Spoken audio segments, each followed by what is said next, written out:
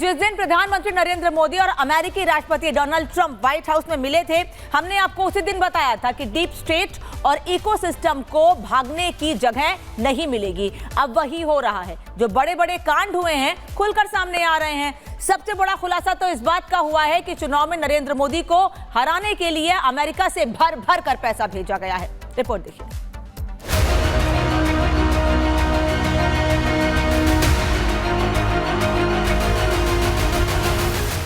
नरेंद्र मोदी जी को हटाना है।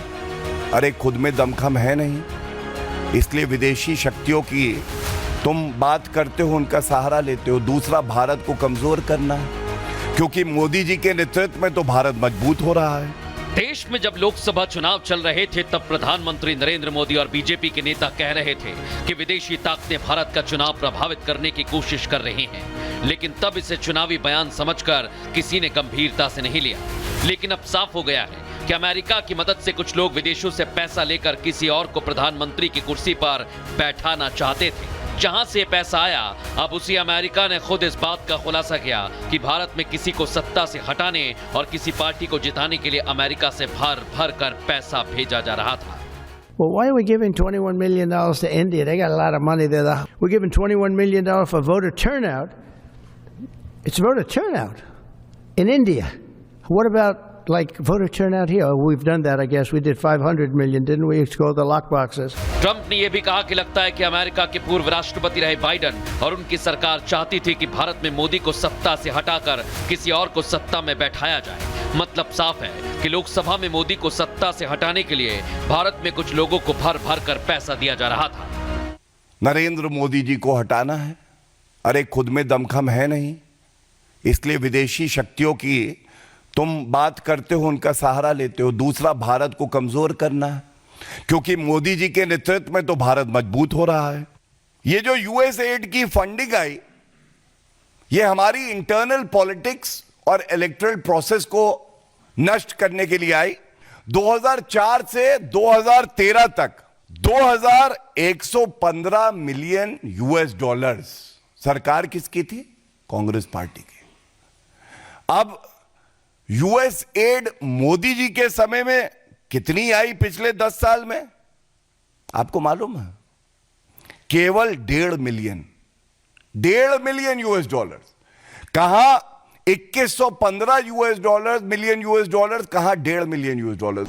चाणक्य नीति को अपनाना चाहिए, इसकी जड़ में जाना चाहिए, जड़ से नष्ट करना चाहिए, पता लगाना चाहिए वो कौन लोग हैं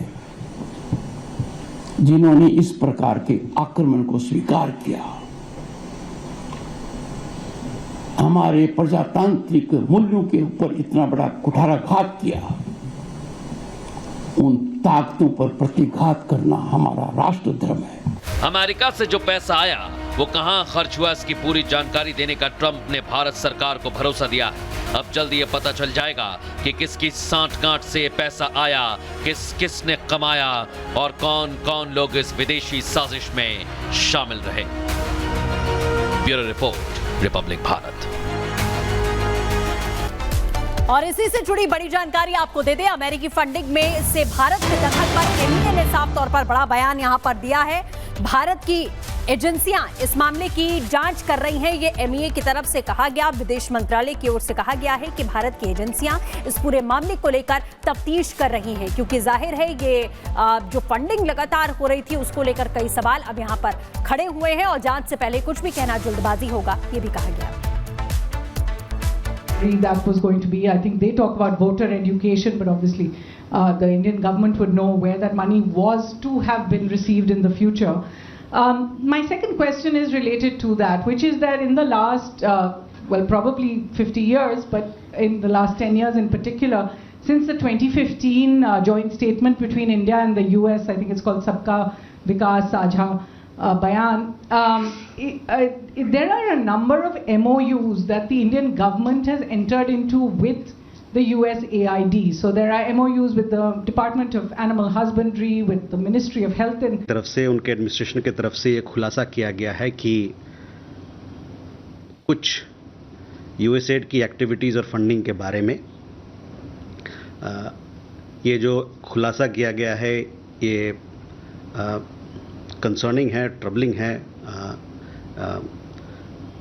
और इसको लेके काफ़ी सारी चिंताएं हैं।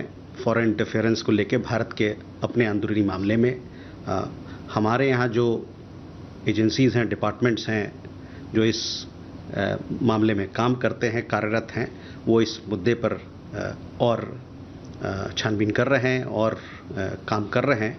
और इस वक्त इस समय इस मुद्दे पे कोई भी पब्लिक कमेंट या घोषणा करना मेरे समझ से समयोचित नहीं होगा।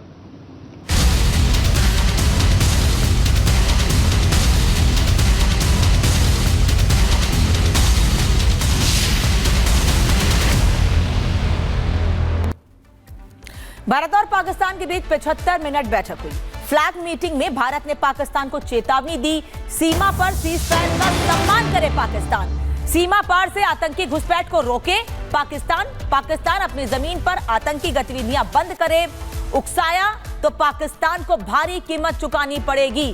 भारत पाकिस्तान के बीच फ्लैग मीटिंग खत्म हो चुकी है। पाकिस्तान के सीज़फायर उल्लंघन के बाद चक्कादाबाग में यह बैठक हो रही थी।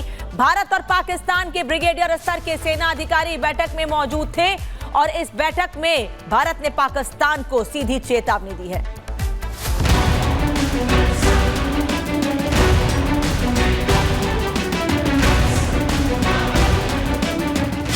मुंहतोड़ जवाब से अवाक, घुटने पर आया पाक। भारत ने उड़ाए होश, ठंडा पड़ा पाक का जोश। मुनीर की सेना को गोलियों की आवाज बहुत पसंद है। पाक फौज की गोली कभी बलूचिस्तान में आजादी की मांग कर रही आवाम का सीना छलनी करती है, तो कभी पाकिस्तानी फौज की कराना हरकतों से खैबर की मिट्टी लाल होती है। जनरल मुनीर को गुरूर है कि वो चीनी हथियारों के दम पर कहीं भी झंडा गाड़ देंगे, लेकिन मुनीर का गुरूर टूट गया। पाक फौजियों का जोश ठंडा पड़ गया।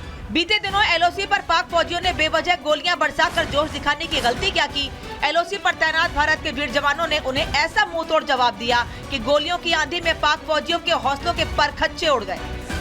अब पाकिस्तान को डर लगने लगा। पाकिस्तान ने सीज फायर वायलेशन की आतंकवादी को भेजने के लिए, मगर जो मुंह तोड़ जवाब भारत की फौज ने दिया, अब उनको लगता है कि उनकी पोजीशन जो है कमजोर है। अगर भारत ऐसे ही जवाब देता रहा तो मुझे लगता है पाकिस्तान की जो पोस्टें हैं जो लाइन ऑफ कंट्रोल में, उनको बर्बाद किया जाएगा।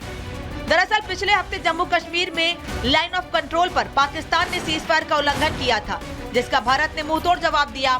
भारतीय सेना के जवाबी कार्रवाई में पाकिस्तानी सेना को भारी नुकसान पहुंचा और कई पाकिस्तानी फौजी भी मारे गए। जिसके बाद होश में आई पाकिस्तानी सेना ने भारतीय फौज के सामने जम्मू में फ्लैग मीटिंग का प्रस्ताव रखा। टूट गया पाकिस्तानी फौज का गुरूर। भारत की जवाबी कार्रवाई से डरा पाक। भारतीय सेना